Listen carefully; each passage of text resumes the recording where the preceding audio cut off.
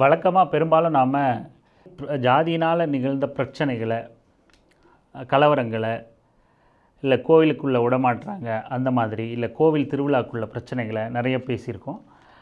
இன்றைக்கி அதிலேருந்து சற்று மாறுபட்ட ஒரு நல்ல செய்தின்னு சொல்லலாம்.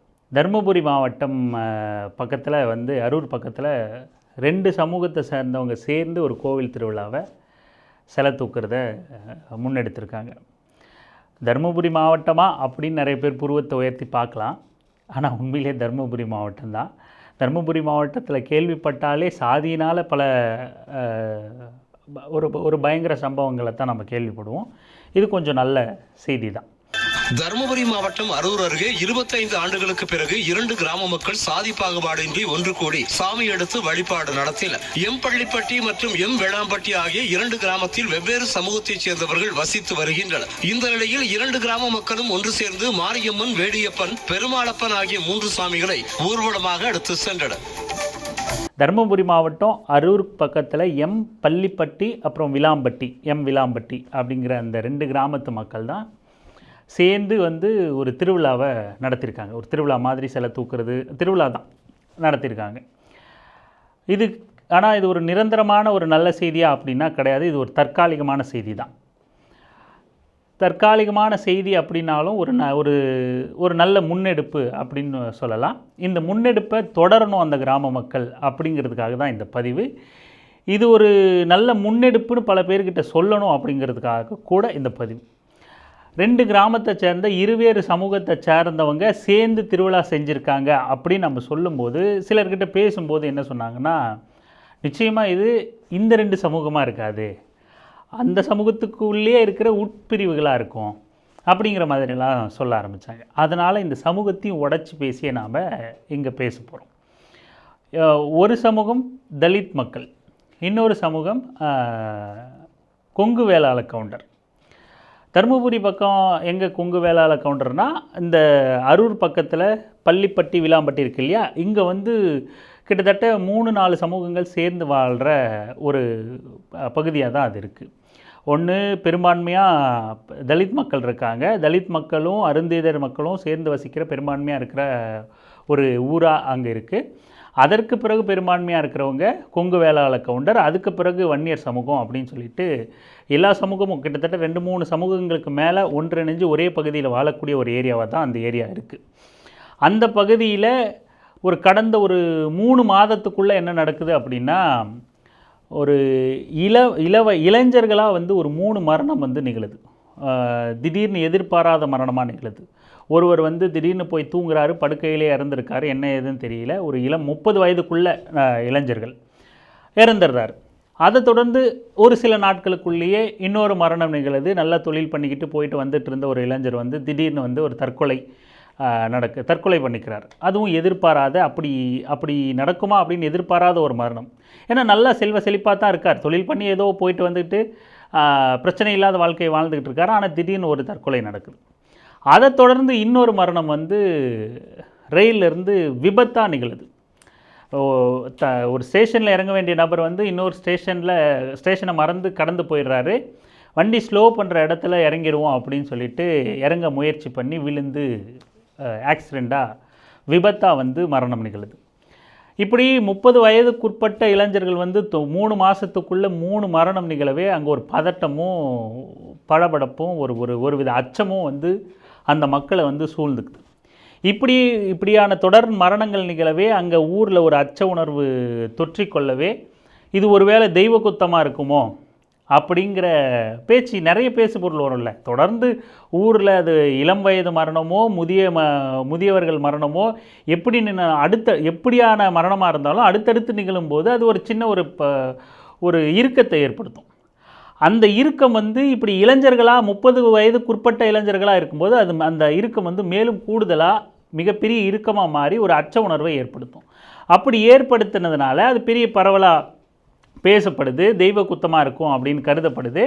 அப்படி பேசி சரி திருவிழா இந்த மாதிரி சேர்ந்து பண்ணுவோம், சேர்ந்து சிலை தூக்குவோம், அப்படி பண்ணால் இது நல்லது நடக்க வாய்ப்பு இருக்குது, இந்த தெய்வ குத்தம் நீங்க வாய்ப்பு இருக்குது அப்படின்னு பேசி ஒரு முடிவுக்கு வந்து 2 கிராம மக்களும் பள்ளிப்பட்டி விளாம்பட்டி 2 கிராம மக்களும், அதாவது தலித் சமூகமும் கொங்கு வேளாள சமூகமும் சேர்ந்து அருள்மிகு மாரியம்மன், அருள்மிகு வேடியப்பன், அருள்மிகு பெருமாளப்பன் அப்படிங்கிற இந்த 3 சாமி சிலைகளையும் ஒன்றா சேர்ந்து தூக்கி ஒரு மாதிரி ஊர்வலம் மாதிரி தூக்கி ஒரு அந்த திருவிழா நிகழ்ச்சியை ஒருங்கிணைச்சிருக்காங்க.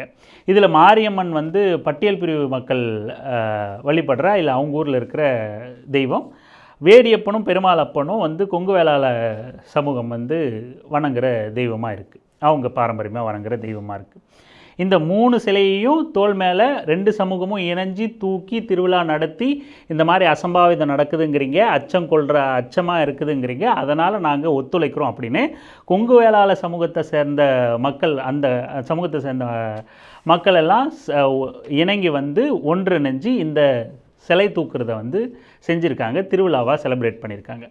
வழக்கமாக தலித் மக்களாகவே திருவிழா நடக்கும்போது கூட அங்கே சில அசம்பாவிதங்கள் நிகழும். ஏன்னா திருவிழா அப்படின்னாலே நம்ம மக்களுக்கு, இளைஞர்களுக்கு தான் என்னென்னா இன்றைக்கி குடிப்பழக்கத்தை பெருவாரியாக திணிச்சு வச்சு சாவுன்னா குடிக்கிறது, திருமணம்னா குடிக்கிறது, திருவிழான்னா குடிக்கிறது, செத்தாலும் பொழைச்சாலும் பிறந்தாலும் வாழ்ந்தாலும் எல்லாத்துக்கும் குடி அப்படிங்கிறது ஆயிப்போச்சு. அப்படி எல்லாத்துக்கும் குடி அப்படின்ற இருக்கிற சூழலில் இயல்பாக திருவிழாக்களில் குடிச்சிட்டு ரகலை பண்ணுறதும், நான் தாதாங்கிறதும் ரவுடிங்கிறதும் அப்படி நம்ம ஊர் மக்கள் வந்து செஞ்சுக்கிட்டு இருப்பாங்க இல்லையா, அதுக்குன்னு ஒரு கேங் இருக்கும் இல்லையா, அந்த மாதிரி இயல்பாக பட்டியல் பிரிவு மக்கள் அவங்க தனியாக திருவிழா நடக்கும்போது கூட சின்ன சலசலப்பு இருக்கும். ஆனால் ஒன்று சேர்ந்து திருவிழா நடக்கிறதுனால இங்கு சின்ன அசம்பாவிதம் கூட நடந்துடக்கூடாது அப்படின்னு ரொம்ப கவனமாக இருந்தோம் அப்படின்னு தலித் மக்கள் வந்து ஒரு சில நபர்கள் வந்து நம்மக்கிட்ட பகிர்ந்துக்கிட்டாங்க. அப்படி சின்ன கலாட்டாக்கள் கூட, அசம்பாவிதம் நம்ம கூட அதை பெரிதுபடுத்த வேணாம், சின்ன கலாட்டா கூட நிகழலை. ஏன்னா ஒரு பெரிய ஒன்றிணைவு இங்கே நிகழ்ந்திருக்கு, அதை எந்த ஒரு சின்ன கலாட்டானாலையும் அதை நம்ம சிதைச்சிடக்கூடாது அப்படின்னு மிக கவனமாக இருந்து அந்த திருவிழாவை நடத்தி முடித்ததா தலித் மக்களை சார்ந்த சில இளைஞர்கள் நம்மளோட கருத்தை பகிர்ந்துக்கிட்டாங்க. ரொம்ப ரொம்ப நெகிழ்ச்சியான ஒரு விஷயமா இருக்குது, ரொம்ப வரவேற்கக்கூடிய விஷயமா இருக்குது. ஒரு ஒன்றிணைவு நிகழும்போது அதை கையில் ஏந்திக்கணும், தொடர்ந்துக்கணும் அப்படின்னு தலித் மக்கள் எப்பவுமே வந்து பிரிவை ஊக்குவிக்கிறவங்க கிடையாது, பிரிஞ்சு போகணும்னு நினைக்கிறவங்க கிடையாது, பிரிவை ஊக்குவிக்கணுங்க நினைக்கிறவங்க கிடையாது, தீட்டு பார்க்கணுன்னு நினைக்கிறவங்க கிடையாது. எக்ஸப்ஷனலாக எங்கேயாவது 1-2 நடக்கலாம், இவன் பார்த்தான் அவன் பார்த்தான் நீங்கள் தூக்கிட்டு வரக்கூடாது, பெரும்பான்மையாக சொல்கிறோம்.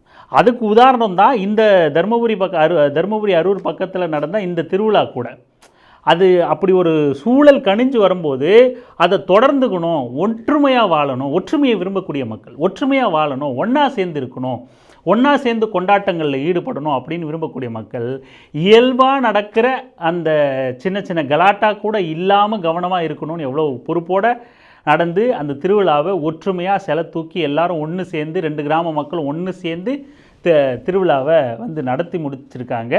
இயல்பாக ஆணவ கொலை, கோவில் திருவிழாக்களில் கலவரம், கோவிலுக்குள்ளே அனுமதிக்க மாட்டுறாங்க இப்படிங்கிற செய்தியே பேசிக்கிட்டு இருந்த நமக்கு இது தற்காலிகமான ஒரு செய்தியாக இருந்தாலும் கூட ரொம்ப ஒரு நெகிழ்வை இதையும் நாம் பேசணும் சமூகத்துக்கிட்ட. இப்படி ஒரு முன்னெடுப்பு நடந்திருக்கு, தற்காலிகமோ நிரந்தரமோ ஒரு முன்னெடுப்பு நடந்திருக்கு, இந்த மாதிரி நீங்களும் முன்னெடுக்கலாம், ஒன்று சேரலாம். ஒன்று சேர்றதுனால எந்த ஒரு உலக அழிவும் ஏற்பட்டுற போகிறதில்ல, அப்படியே பூமி தலைகீழாக மாறிட போகிறதில்ல, மனிதர்கள் நாம் ஒன்று சேர்ந்து வாழுவோம், அன்பை பரிமாறிப்போம் அப்படின்னு நம்ம இந்த செய்தியை பேசுகிறது வந்து உண்மையிலேயே நெகிழ்ச்சியாக இருக்குது. இதை நம்ம கொண்டு போய் சேர்க்கணும் அப்படின்னு நினைக்கிறோம். ஏன் தற்காலிகமானது அப்படின்னு நம்ம சொல்லிக்கிட்டே இருக்கோம் அப்படின்னா, அந்த மக்கள் அதை தொடரணும் அப்படின்னு நாமளும் விரும்புகிறோம், ஒன்று சேர்ந்து ஒத்துழைச்சி நகரணும்னு விரும்புகிறோம். ஆனால் இது வெறும் இந்த தெய்வ குத்தம், சரி நீங்கள் பாதிக்கப்பட்டிருக்கீங்க அதனால் நாங்கள் இதை ஒத்துக்கிறோம் அப்படின்னு தான் ஒன்று சேர்ந்து நிகழ்ந்திருக்கு.